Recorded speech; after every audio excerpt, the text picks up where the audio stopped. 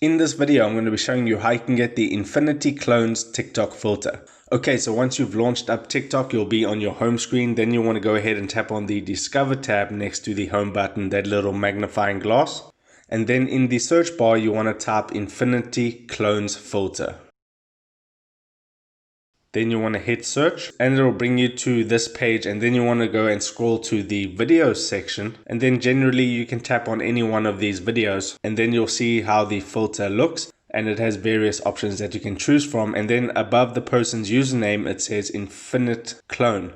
Tap on that filter, it'll take you to the filter page, and then you can go ahead and add it to your favorites, or you can go ahead and try it from the screen by tapping on the little camera icon at the bottom. And then once you've created your video on TikTok, you can go ahead and download it and use it on any other social media that you would like. So that is how you get the Infinity Clones TikTok filter. If this video helped you out, make sure to hit the like button and subscribe for more. Take care.